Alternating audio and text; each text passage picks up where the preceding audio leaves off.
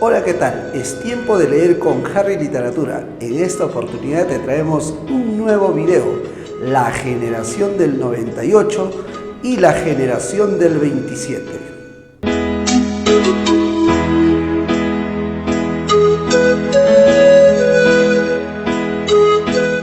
Bien, el día de hoy desarrollaremos el tema de las generaciones dentro de la literatura española y específicamente hablaremos sobre las dos generaciones más importantes de la literatura, en este caso española, que se han desarrollado más o menos a partir de fines del siglo XIX y se han prolongado hasta las primeras décadas del siglo XX.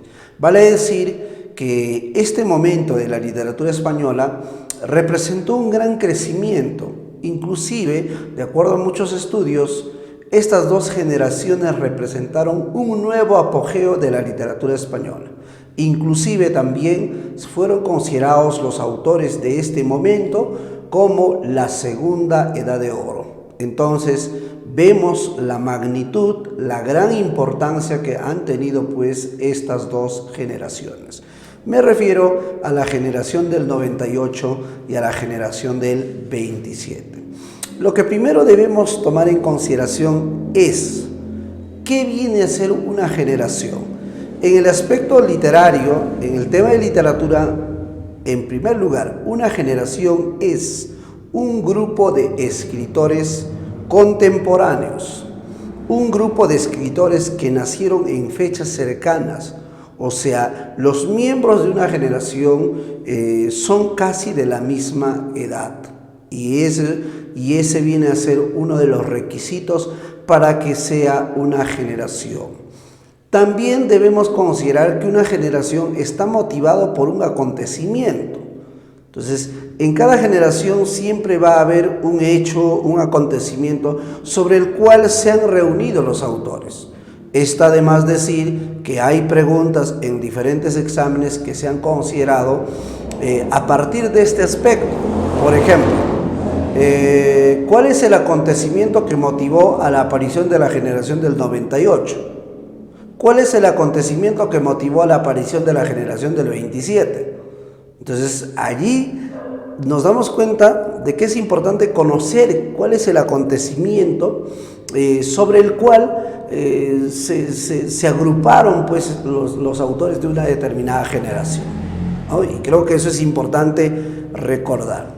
Y vamos a ver también cuáles son las características que estos dos grupos han presentado. En primer lugar, vayamos al acontecimiento que motivó a la generación del 98.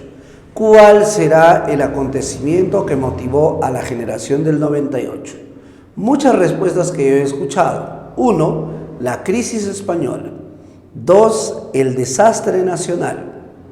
3, profesor, es que la generación del 98 surge a partir de que España pierde sus últimas colonias. Bueno, veamos entonces. En el año de 1898, en España fue considerado el año del desastre nacional. Y precisamente este acontecimiento, el desastre nacional, motivó a la aparición de la generación del 98. Motivó a que jóvenes escritores se agruparan con una intención que luego lo vamos a mencionar. Entonces, claramente acá dice, ¿no?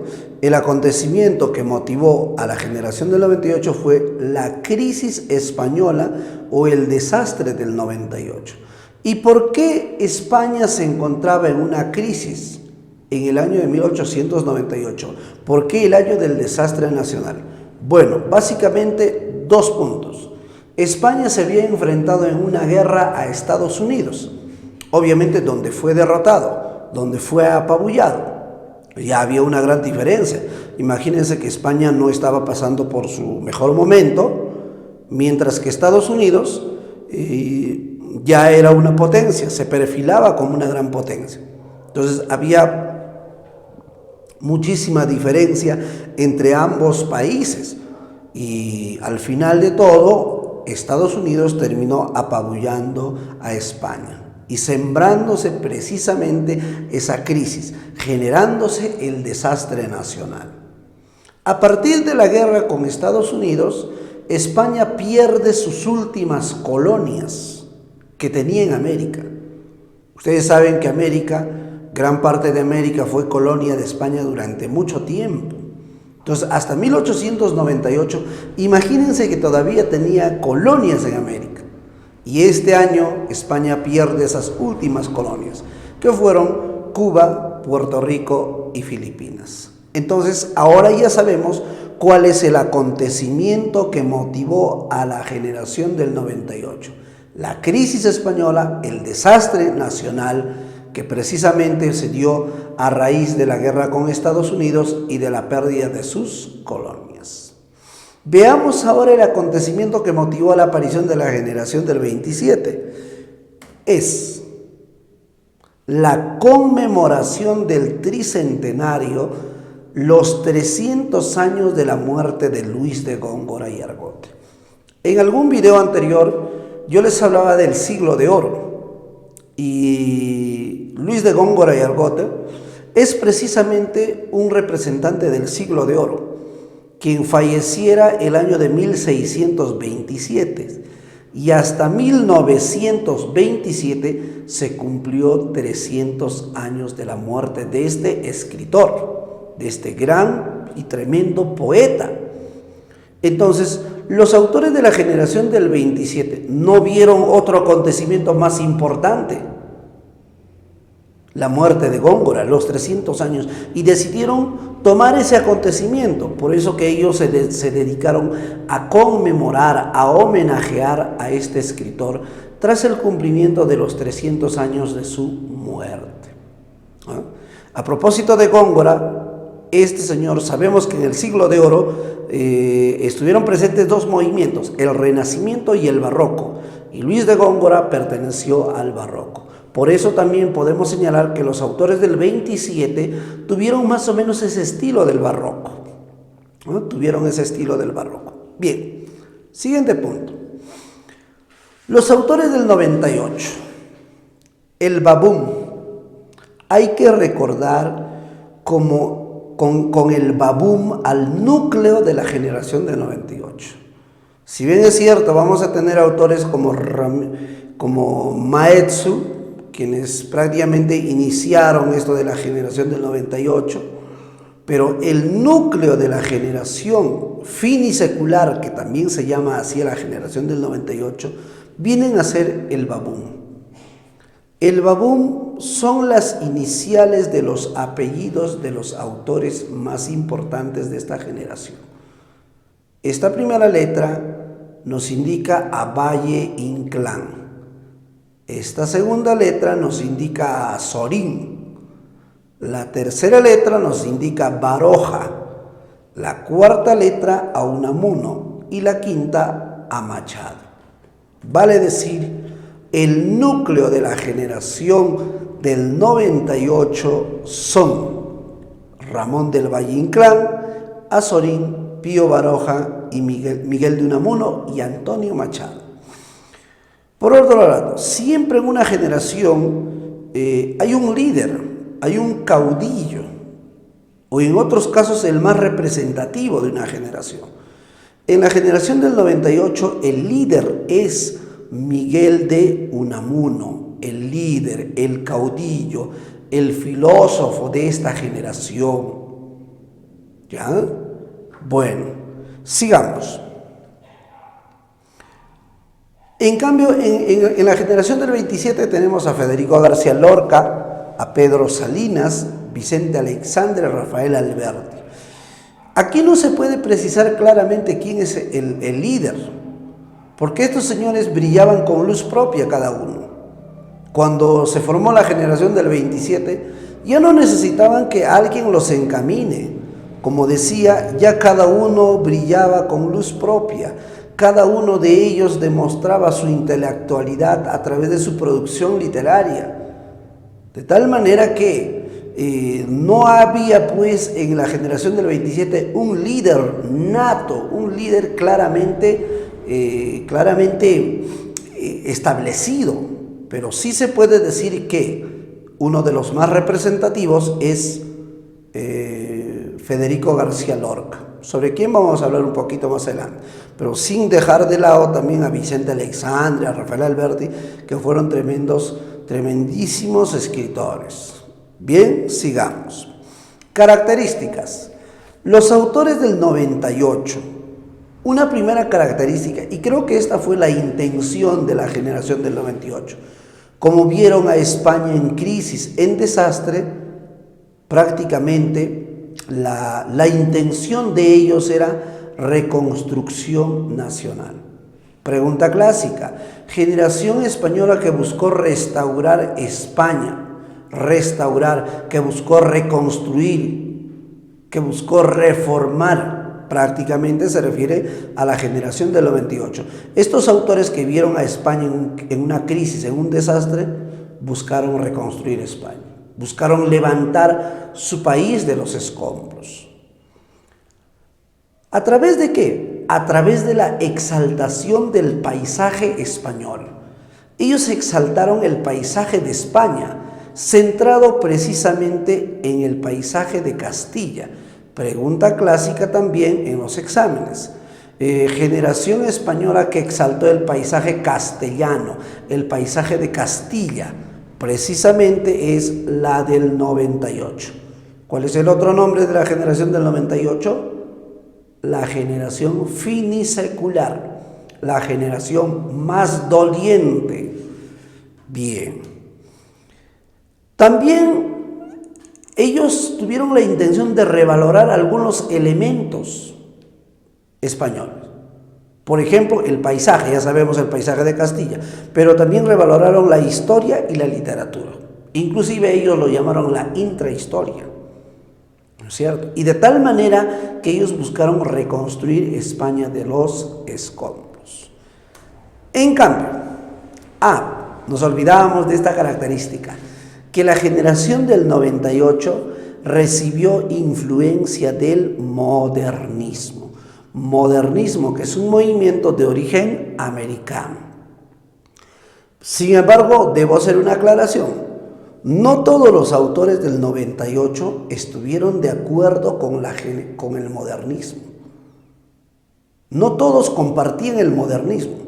Yo puedo mencionar de quienes sí estuvieron ligados al modernismo: Ramón del Valle Inclán y Antonio Machado, por ejemplo, ¿no?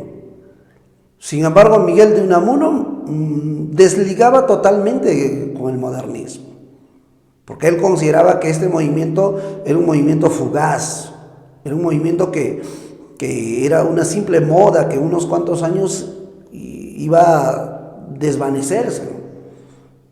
Bueno, en cierta manera tuvo pues razón, pero sí, algunos autores del 98 recibieron influencia del modernismo. 27. Ellos básicamente se ligaron a la poesía y buscaron la experimentación de la poesía. Si uno recuerda, ¿qué movimiento literario buscó renovar, buscó cambiar, buscó experimentar la literatura? ¿Cuál será? Movimiento que experimentó, buscó renovar la literatura. El vanguardismo. Entonces yo puedo decir que la generación del 98 recibió influencia del modernismo y la generación del 27 recibió la influencia del vanguardismo. Ahí está, influencia del vanguardismo. Bueno, por otro lado, estos señores del 27 desarrollaron un estilo barroco. Es que están conmemorando a Góngora, y precisamente Góngora era del movimiento barroco. Entonces, ¿qué mejor homenaje para ellos de seguir el estilo de Luis de Góngora? Bien, en el año de 1936, en España estalló la Guerra Civil. En 1936 estalló la Guerra Civil en España. Y lo curioso es que este acontecimiento pone fin a la generación del 27. Inclusive, Cuando estalla la guerra civil hay un estancamiento de la literatura española. No hay producción literaria en España. Y muchos autores inclusive tuvieron que escapar de España.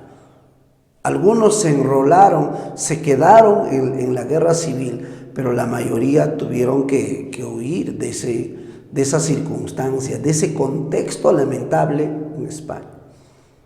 Inclusive en 1936, uno de los escritores del 27 murió fusilado por las tropas de Francisco Franco, quien sería pues el dictador, que después se iniciaría un proceso de dictadura en España. Entonces, recordamos ese acontecimiento que pone fin a la generación. La generación de la vanguardia, 98 o 27. 27. La generación más dolorosa, 98. La generación finisecular, 98. La generación de la dictadura, 27. La generación novecentista, no, ninguna de ellas. La generación novecentista es aquella que se desarrolló a inicios prácticamente a finales del siglo XIX, ¿no? Y que los primeros años del siglo XX, y muchos de ellos aparecen en la generación del 14, ya no tiene nada que ver con el 98 y 27. 98, generación finisecular; 27, generación de la vanguardia, generación de la dictadura. El 98 se dedicó básicamente a desarrollar la novela y el ensayo, mientras que el 27 se dedicó a la poesía. ¿A quiénes se le conoce como la generación de la dictadura? Ustedes podrán responder. La generación del 27. ¿Cuál es la generación más doliente de España? La del 98. Porque le tocó vivir en una época de crisis. Porque le tocó vivir en una época de desastre nacional. ¿Por qué se les denominó los nietos del 98 a la generación del 27? Porque hay un nexo, porque los autores del 27 vieron como sus maestros a los del 98. ¿A quiénes se les conoce como la generación finisecular? La generación del 98. Bien, ahora vamos a ver a uno de los autores importantes de la generación del 27. Federico García Lorca. ¿Ya? Hace un momentito hablaba de un escritor que murió fusilado cuando estalló la Guerra Civil Española. Precisamente es Federico García Lorca. ¿Ya? Veamos. Ahí está, vemos una imagen de este señor. Tremendo poeta, escribió obras de poesía. Tremendo dramaturgo, escribió obras de teatro. Una obra de teatro muy recordada es Bodas de Sangre, muy representado, bastante representado en diferentes épocas de la historia, ¿no? Entonces, vemos a Federico como que destaca en la poesía y en el teatro también, ¿ya? Pero hoy día básicamente nos interesa lo poeta que es Federico. Es el autor más representativo del 27. El autor más representativo del 27. ¿Ya? ¿Qué más? Desarrolló la poesía neopopular. Neopopular. O sea, mezcla una poesía popular con la poesía nueva. Mezcla una poesía popular con la poesía vanguardista. Ajá. Entendamos de esa manera la poesía neopopular.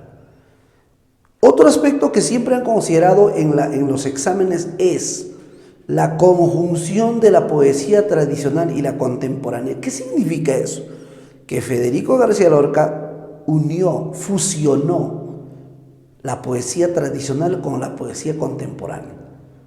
O sea, él creó una poesía nueva. A eso se llama neopopular, ¿no? Fusionó lo tradicional con lo nuevo, con lo vanguardista. Ahí está. Y precisamente es de esta manera que Federico hace la fusión de las dos poesías.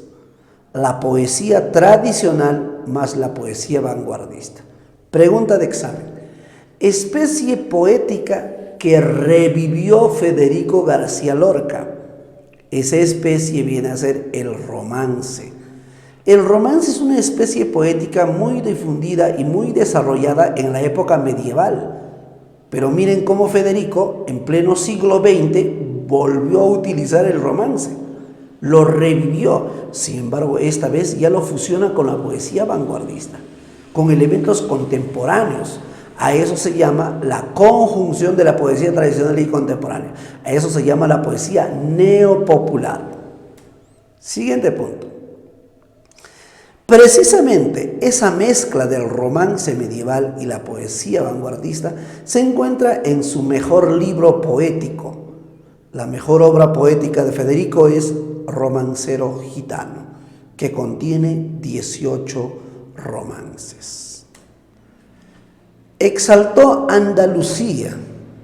Bueno, es uno de los autores que exaltó la ciudad de Andalucía, Federico García Lorca. En sus obras nos retrata la vida andaluza, nos retrata las costumbres andaluzas, nos retrata la gente que vivía en Andalucía. Y en Andalucía el personaje era el gitano. Entonces, escritor que nos muestra la vida de los gitanos, Federico García Lorca. Escritor que exploró el mundo de los gitanos y nos dio a conocer a través de su obra, Federico García Lorca. Los gitanos andaluces, los gitanos de Andalucía. Bien. Revivió el romance tradicional, que ya lo hemos precisado también, ¿no? Y este dato, murió fusilado en 1936 cuando estalló la guerra civil. Miren, cuando estalla la guerra civil hay dos bandos muy opuestos. Uno que es el pueblo, la clase popular, y otro bando es Francisco Franco, los franquistas. Entonces, vemos este enfrentamiento entre la clase popular y los franquistas. Y está claro que Federico García Lorca, desde un principio, su pensamiento comunista, su pensamiento revolucionario, lo llevó pues a estar del lado de la clase popular, opositor claramente de Francisco Franco. Y en esas circunstancias, inclusive, Federico García Lorca se conoce con algunos autores, con otros intelectuales, como es el caso de Pablo Neruda, como es el caso de nuestro poeta peruano César Vallejo. En ese sentido, vemos un autor muy relacionado con la intelectualidad. Cuando estalla la guerra civil, obviamente Federico fue perseguido por los franquistas. Ahora, sobre el fusilamiento, también hay una controversia. Por un lado está la versión de que Federico no murió fusilado, pero por otro lado hay testimonios muy válidos y que hasta ahora están saliendo a la luz, que efectivamente Federico García Lorca fue fusilado. Y si es que no encontraron el cuerpo de Federico, es porque se lo llevaron a otras partes. Entonces, este autor ha marcado pues el fin de una época muy importante en la literatura española. Entonces, a raíz de la guerra civil hay un estancamiento de la literatura en España. No hay producción literaria hasta después de 1939. Bien, cuestionado también Federico no solo por su pensamiento comunista, cuestionado también por su opción sexual. Está claro que Federico fue un homosexual, relacionado a muchos hombres, entre ellos, pero siempre esos intelectuales. Estuvo muy relacionado, por ejemplo, a un pintor, Salvador Dalí. Entonces, ese tipo de hombre muy versátil era pues Federico García Lorca. Bien, veamos un poco sobre Romancero Gitano. Ya decíamos hace un momento la mejor obra poética de Federico, que nos da a conocer la exaltación de la vida andaluza.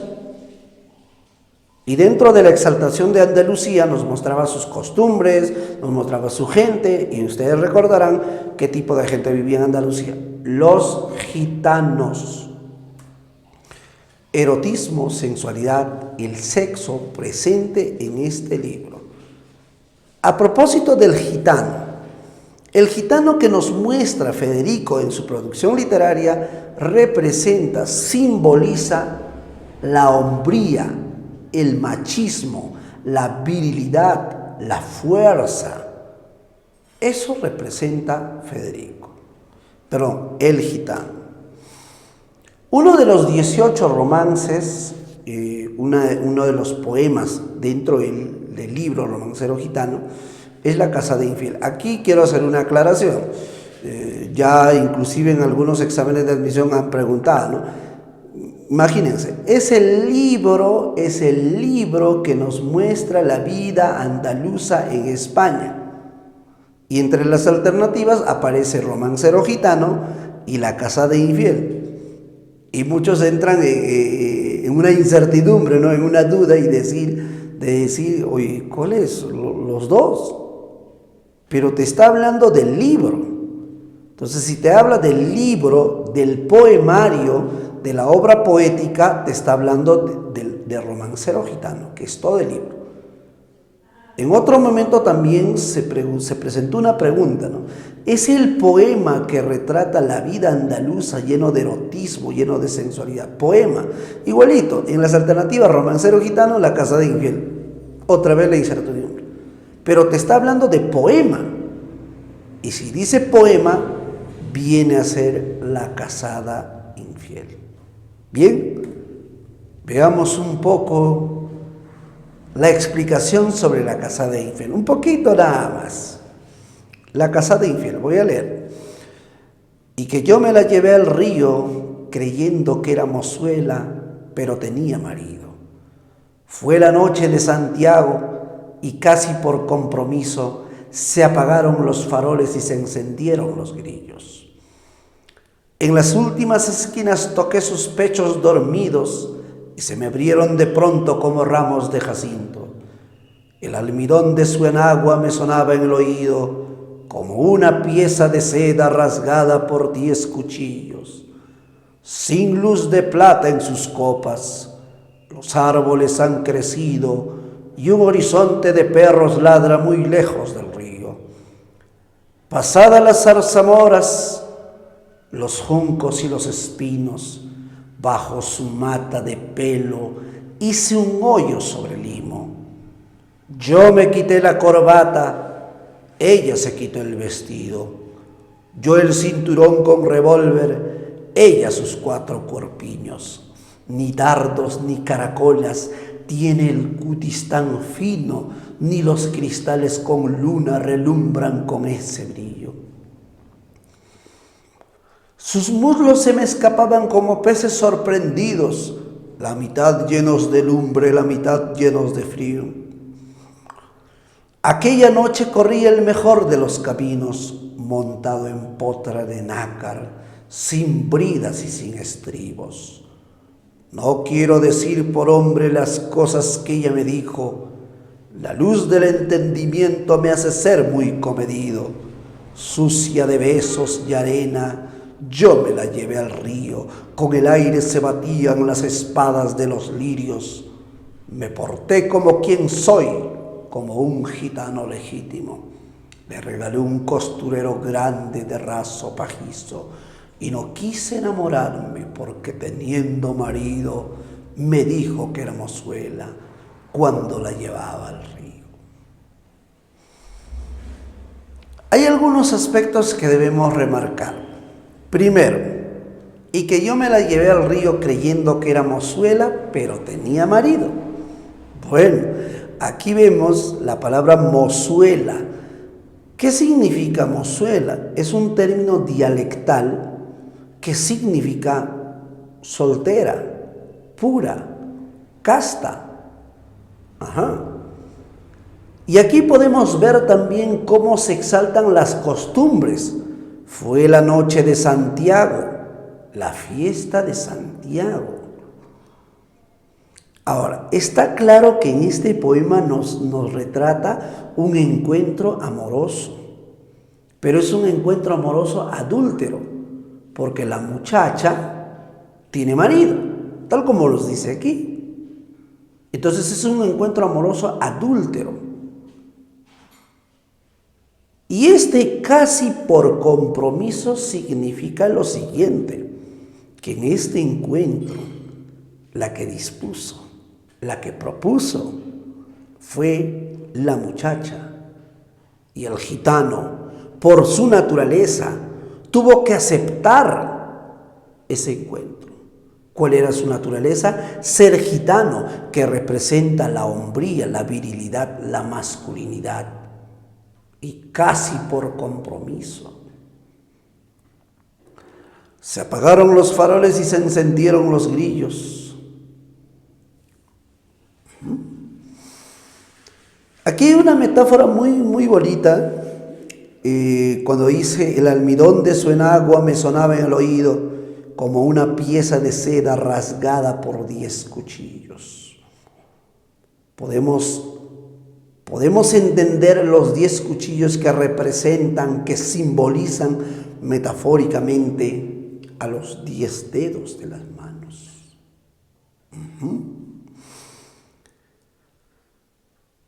Muy a pesar de que la muchacha tenía marido, era joven, era tierna, y eso lo podemos ver acá.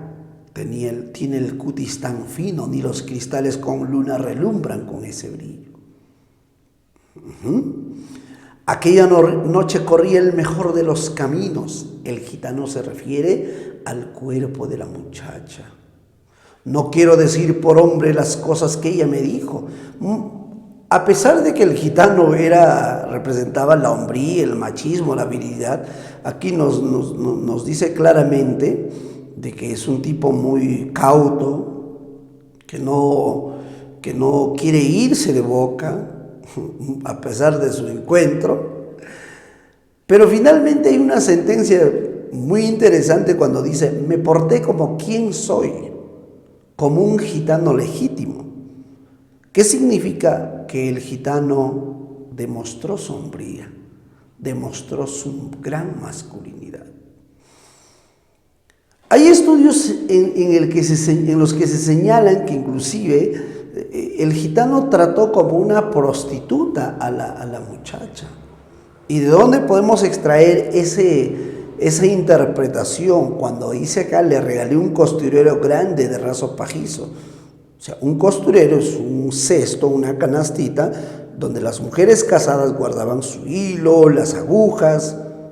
Entonces podemos entender este obsequio como forma de pago a la muchacha por lo que le dio, por los servicios que le brindó. Entonces notamos que la trató al nivel de una prostituta. Pero por otro lado, este mismo incidente, le regalé un costurero grande de raso pajizo, podría interpretarse como que el gitano le está recordando a la muchacha su condición de casada. Que ese obsequio del costurero es para recordarle su condición de casada. Por otro lado nos dice: y no quise enamorarme. O sea, este encuentro amoroso, a pesar de que fue adúltero, también fue fugaz y momentáneo. Son algunos aspectos que podemos extraer sobre la casa de infierno. Obviamente que hay mucho más, ¿no? Sin embargo, nos vamos a quedar con eso. Por lo tanto, en la casa de infierno encontramos una situación, un encuentro amoroso, adúltero y fugaz. Casi digo y fogoso, no, y fugaz. La sensualidad y el erotismo, clarísimo. en las últimas esquinas toqué sus pechos dormidos, el erotismo. Ajá, las costumbres andaluzas, la fiesta de Santiago. Entonces, de esa manera podemos entender que en este poema abunda pues el erotismo, la sensualidad, y que en fin el libro El romancero gitano nos exalta las costumbres y la vida andaluza, muy aparte también del erotismo y la sexualidad y la sensualidad, muy aparte también de que la figura imponente aquí es el gitano, que simboliza la hombría, la virilidad, el machismo, la masculinidad. Bien, eso sería todo por ahora.